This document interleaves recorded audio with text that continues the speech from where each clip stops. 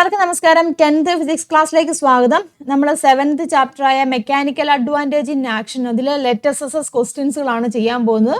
എപ്പോഴും പറയുന്ന പോലെ തന്നെ ഈ ഒരു ചാപ്റ്റർ കംപ്ലീറ്റ് ആയിട്ട് പഠിച്ചതിന് ശേഷം മാത്രം നിങ്ങൾ ക്വസ്റ്റ്യൻസ് അറ്റൻഡ് ചെയ്യാൻ ശ്രമിക്കുക കേട്ടോ. അപ്പോൾ ആദ്യത്തെ ക്വസ്റ്റ്യൻ നോക്കാം. Write down an example of a lever where the load arm and effort arm are equal. What is the mechanical advantage? Load ആമും എഫേർട്ട് ആമും ഈക്വൽ ആവുന്നുണ്ട്. അപ്പോൾ അങ്ങനെ ഈക്വൽ ആവുന്ന ഒരു ലിവർ ഉണ്ട്. അപ്പോൾ അതിൻ്റെ എക്സാമ്പിൾ പറയാനാണ് പറഞ്ഞിരിക്കുന്നത് അല്ലേ. ലോഡ് ആമും എഫേർട്ട് ആമും ഈക്വൽ ആകുമ്പോൾ നമുക്കറിയാമില്ല ഫസ്റ്റ് ഓർഡർ ലിവർ ആണ്. അപ്പോൾ ഫസ്റ്റ് ഓർഡർ ലിവറിന് എക്സാമ്പിൾ ഏതാണ് വരുന്നത്? കോമൺ ബാലൻസ് ഉണ്ട് അല്ലേ, കോമൺ ബാലൻസ് പറയാം.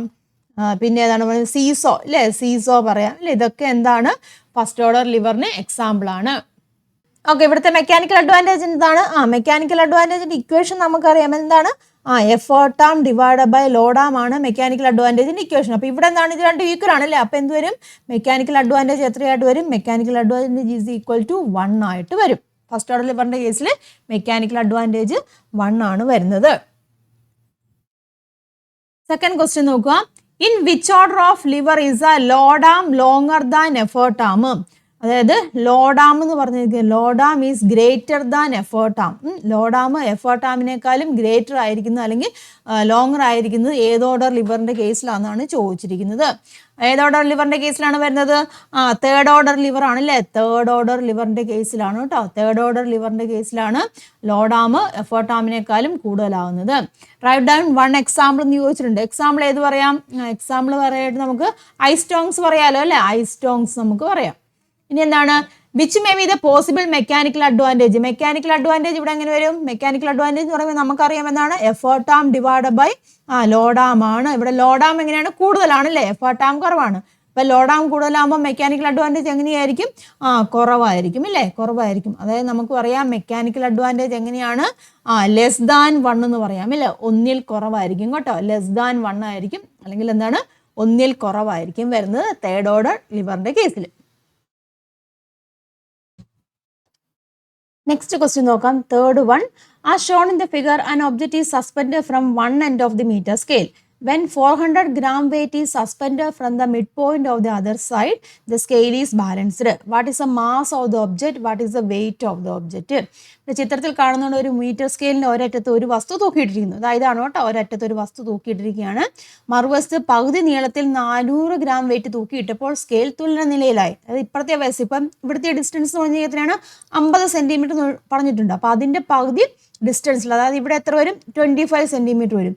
ആ 25 സെൻറ്റിമീറ്ററിൽ ഒരു 400 ഗ്രാം തൂക്കിയിട്ടപ്പോൾ എന്താണ് സംഭവിച്ചത്? അത് ബാലൻസിങ് ആയി. അപ്പോൾ വസ്തുവിൻ്റെ മാസ്, ഈ വസ്തുവിൻ്റെ മാസ് എത്രയായിരിക്കും? വസ്തുവിൻ്റെ ഭാരം എത്രയായിരിക്കും എന്നാണ് ചോദിച്ചിരിക്കുന്നത്.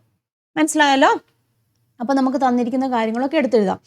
ഇതാണ് നമ്മുടെ ഫൽക്രം എന്ന് പറഞ്ഞിരിക്കുന്നത്. അപ്പോൾ നോക്കുക, ഇത് ലോഡായിട്ട് വരികയല്ലേ. അപ്പോൾ ഇതെന്താണ്? ലോഡ് ആം ആണല്ലേ. ഇത് ലോഡ് ആം ആണ് വരുന്നത്. ഇതെന്താണ്? എഫേർട്ട് ആമും വരും. മനസ്സിലായല്ലോ? അപ്പോൾ നമ്മുടെ ഇക്വേഷൻ അനുസരിച്ച് അല്ലെങ്കിൽ തന്നിരിക്കുന്ന കാര്യങ്ങൾ എടുത്തെഴുതാം. ലോഡ് ഇല്ലേ, ലോഡാണ് നമ്മൾ എക്സ് എന്ന് പറഞ്ഞിരിക്കുന്നത് ഇല്ലേ, അതാണ് നമുക്കവിടെ കണ്ടുപിടിക്കേണ്ടത് ഇല്ലേ. ഇത് നമുക്കവിടെ കണ്ടുപിടിക്കണം. പിന്നെ ലോഡാം എന്ന് പറഞ്ഞിരിക്കുന്നത് എത്രയാണ്? ലോഡാം ഇവിടെ തന്നിട്ടുണ്ട് 50 സെൻറ്റിമീറ്റർ എന്ന് തന്നിട്ടുണ്ട്. അതുപോലെ തന്നെ എഫേർട്ടാം എന്ന് പറഞ്ഞിരിക്കുന്നത് എത്രയാണ്? 25 സെൻറ്റിമീറ്റർ എന്നും പറഞ്ഞിട്ടുണ്ട്. മനസ്സിലായല്ലോ? നമുക്കറിയാം നമ്മുടെ മെക്കാനിക്കൽ അഡ്വാൻറ്റേജ് ഇക്വേഷൻ എങ്ങനെയാണ് വരുന്നത്? ലോഡ് ബൈ എഫേർട്ട് എന്നാണ് വരുന്നത് അല്ലേ. ലോഡാമിൻ്റെ എഫേർട്ടാമിൻ്റെ കേസിൽ വരുമ്പോൾ എങ്ങനെയാണ്? എഫേർട്ടാം ഡിവൈഡഡ് ബൈ ലോഡാം എന്ന് വരും. ഓക്കെ ആണല്ലോ? അതിൽ നമുക്ക് ഈ ലോഡ് ഇതാണ് നമുക്ക് കണ്ടുപിടിക്കേണ്ടത്.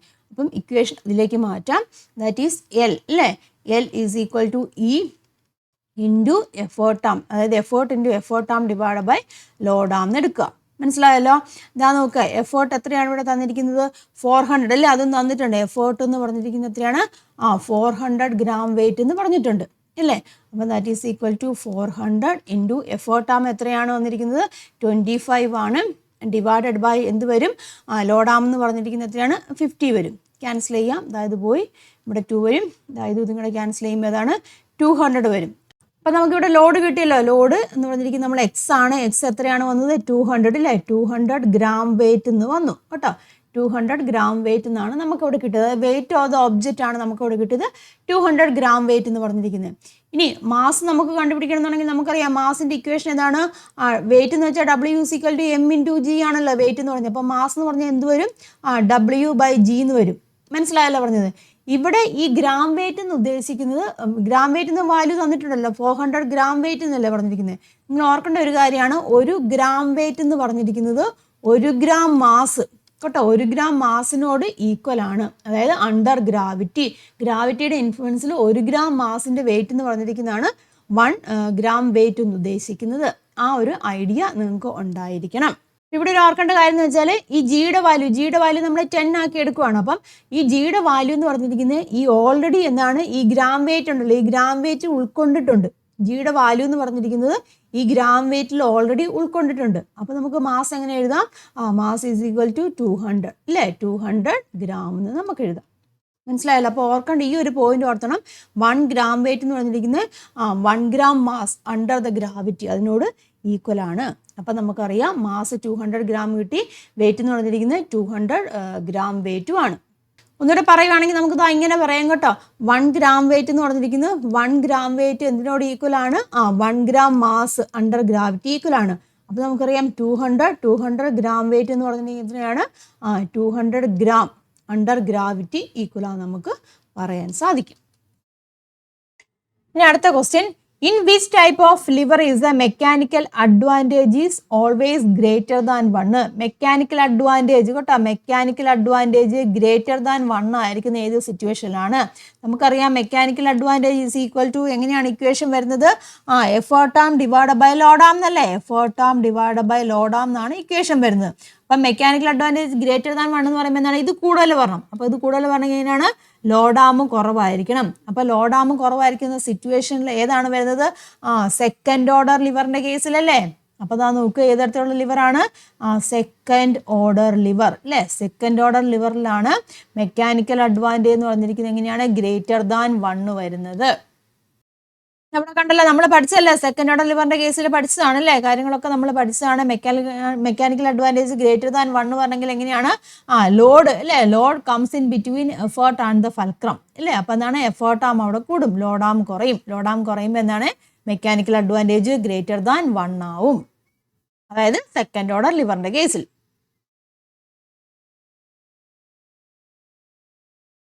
ദെൻ അടുത്ത ക്വസ്റ്റ്യൻ നോക്കുക. Draw a schematic diagram of a second order lever. ഒരു സെക്കൻഡ് ഓർഡർ ലിവറിന്റെ രേഖാചിത്രം വരയ്ക്കാനാണ് പറഞ്ഞിരിക്കുന്നത്. Mark the fulcrum load and effort. ഫൽക്രവും ലോഡും എഫേർട്ടും മാർക്ക് ചെയ്യാൻ പറഞ്ഞിട്ടുണ്ട്. Explain why the mechanical advantage of this is neither 1 nor less than 1. അതായത് യാന്ത്രിക ലാഭം 1 അതിൽ കുറവോ ആകാതിരിക്കാനുള്ള കാരണം വ്യക്തമാക്കാൻ പറഞ്ഞിട്ടുണ്ട്. മെക്കാനിക്കൽ അഡ്വാൻറ്റേജ് 1 അതിൽ കുറവോ ആകാതിരിക്കാനുള്ള കാരണം അവിടെ വ്യക്തമാക്കാനാണ് പറഞ്ഞിരിക്കുന്നത്. അപ്പോൾ നമുക്കറിയാം സ്കീമാറ്റിക് ഡയഗ്രാം വരയ്ക്കാം കേട്ടോ. അതവിടെ ഞാൻ കൊടുത്തിട്ടുണ്ട് ആൻസർ. ഇതാ ഈ രീതിയിൽ വരയ്ക്കാം കേട്ടോ. എന്താണ് ഇവിടെ പറഞ്ഞിരിക്കുന്നത്?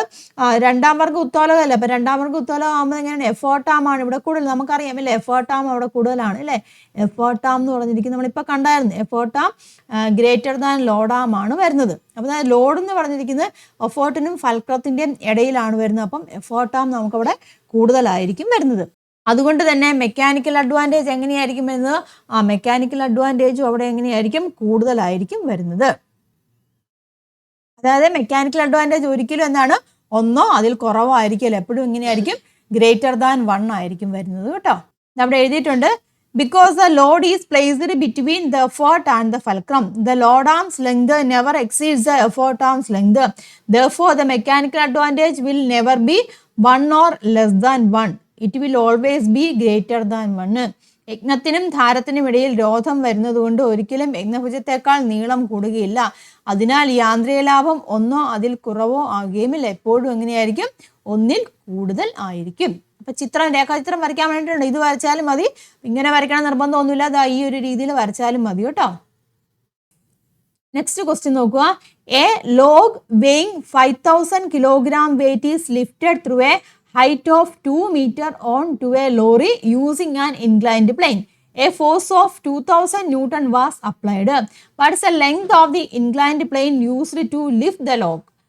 What is the mechanical advantage in this situation? അതായത് 5000 കിലോഗ്രാം ഭാരമുള്ള ഒരു തടി 2 മീറ്റർ ഉയരമുള്ള ലോറിയിലേക്ക് ഒരു ഇൻക്ലൈൻഡ് പ്ലെയിനിലൂടെ കയറ്റാൻ എത്രയാണ്? 2000 ന്യൂട്ടൺ ബലം പ്രയോഗിച്ചു. തടി കയറ്റാൻ ഉപയോഗിച്ച ചെരുവുതലത്തിന്റെ നീളം എത്രയായിരിക്കും എന്നാണ് ചോദിച്ചിരിക്കുന്നത്. ആ അവസരത്തിൽ യാന്ത്രിക ലാഭം അല്ലെങ്കിൽ മെക്കാനിക്കൽ അഡ്വാൻറ്റേജ് എത്രയാണെന്ന് ചോദിച്ചിട്ടുണ്ട്.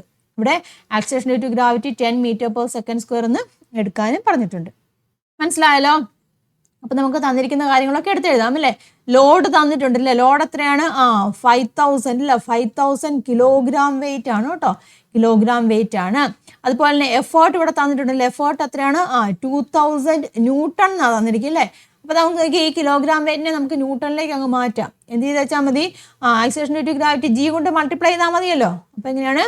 5000 ഇൻറ്റു ജിയുടെ വാല്യൂ 10 ആണ് തന്നിട്ടുണ്ട്. അപ്പോൾ എത്ര വരും?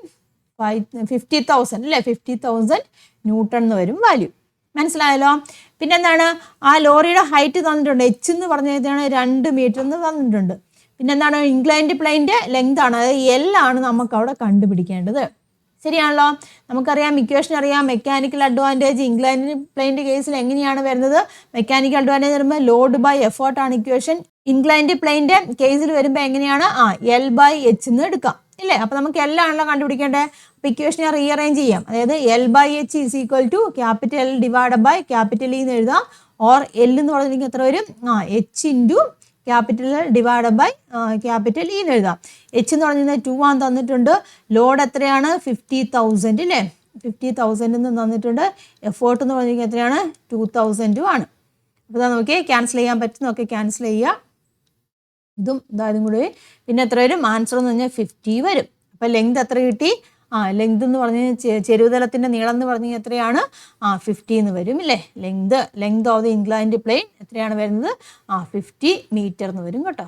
Length of the inclined plane, അതാണല്ലോ ക്വസ്റ്റ്യൻ കേട്ടോ. Length of the inclined plain,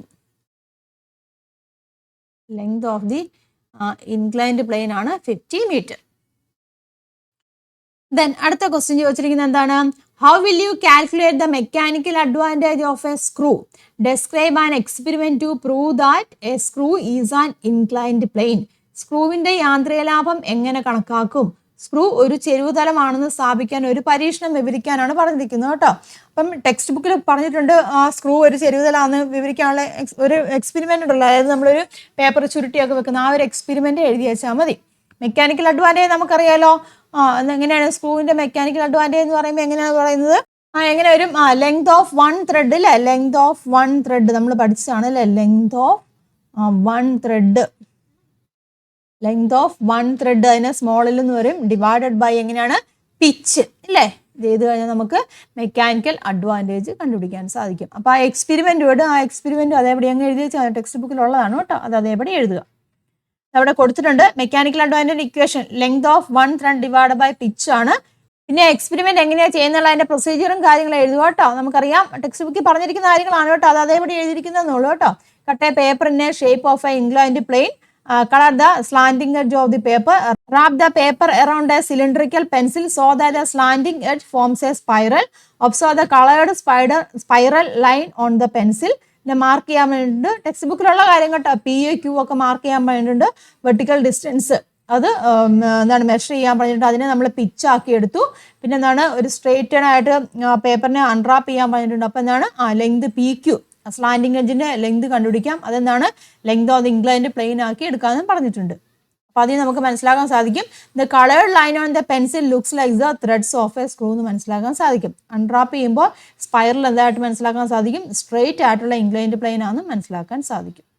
clear ആയല്ലോ? അപ്പോൾ ടെക്സ്റ്റ് ബുക്കിൽ ആ എക്സ്പെരിമെന്റ് ആണ് കേട്ടോ. ഞാനിങ്ങനെ പോയിന്റ് വൈസ് ആയിട്ട് എഴുതിയിരിക്കുന്നത് കേട്ടോ. അതേപടി അങ്ങ് എഴുതുക. മലയാളം മീഡിയത്തിലെ കുട്ടികൾക്കും കൊടുത്തിട്ടുണ്ട്. നിങ്ങൾ വായിച്ച് നോക്കിയിട്ട് അതേപടി തന്നെ എഴുതുക. അല്ലെങ്കിൽ ടെക്സ്റ്റ് ബുക്കിലുള്ളത് അതേപടി അങ്ങ് എഴുതി വെച്ചാൽ മതി കേട്ടോ.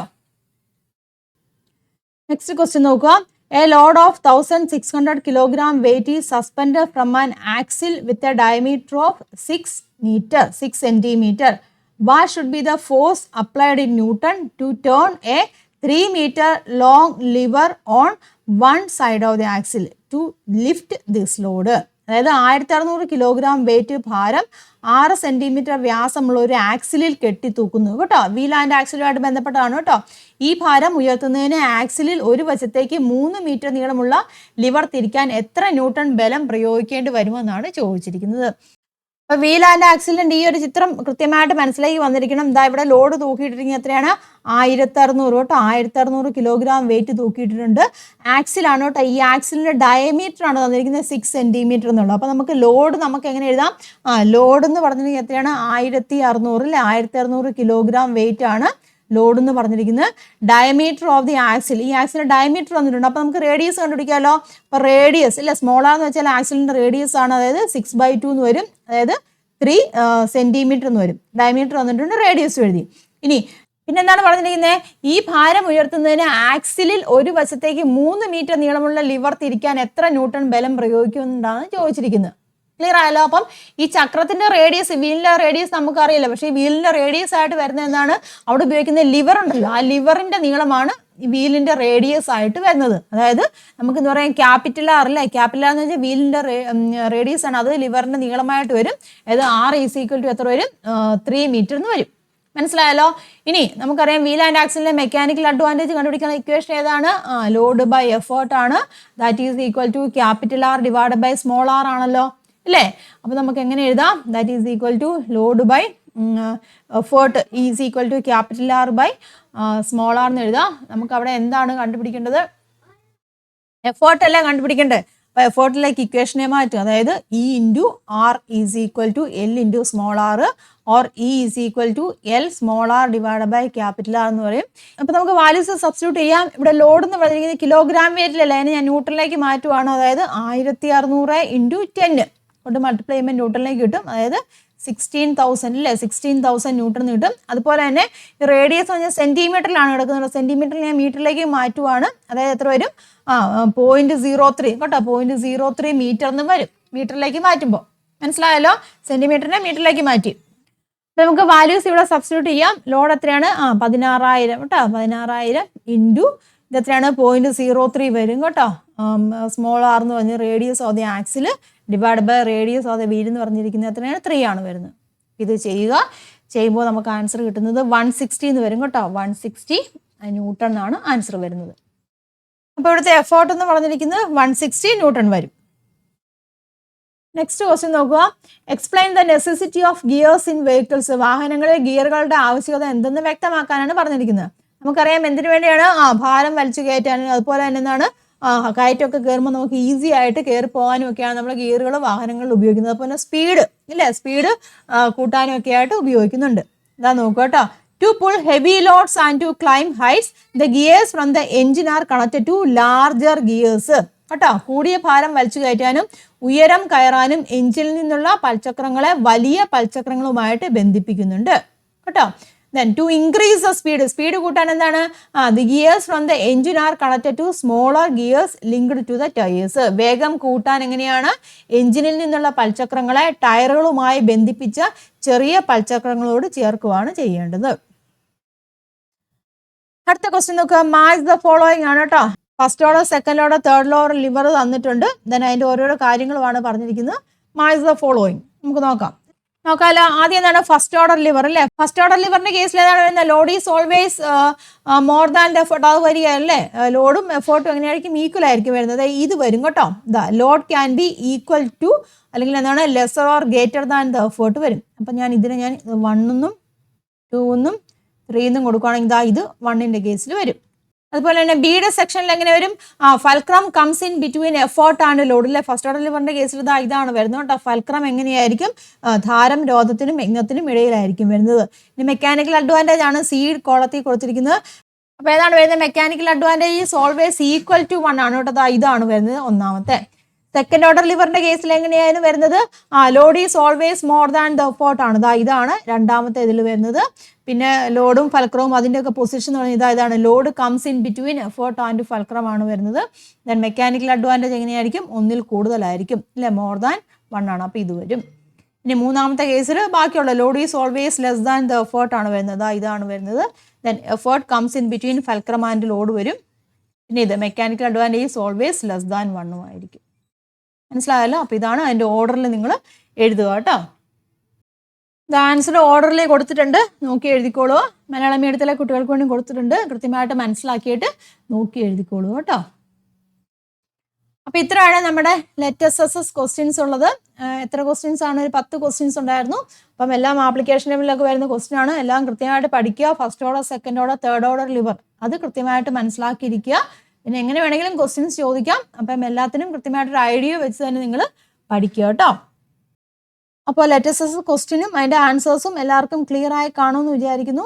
എല്ലാവരും നല്ലോണം പഠിക്കുക. വീഡിയോ നിങ്ങൾക്ക് ഉപകാരമായിട്ടുണ്ടെങ്കിൽ ലൈക്ക് ചെയ്യുക, ഫ്രണ്ട്സിലേക്കൊക്കെ ഷെയർ ചെയ്യുക കേട്ടോ.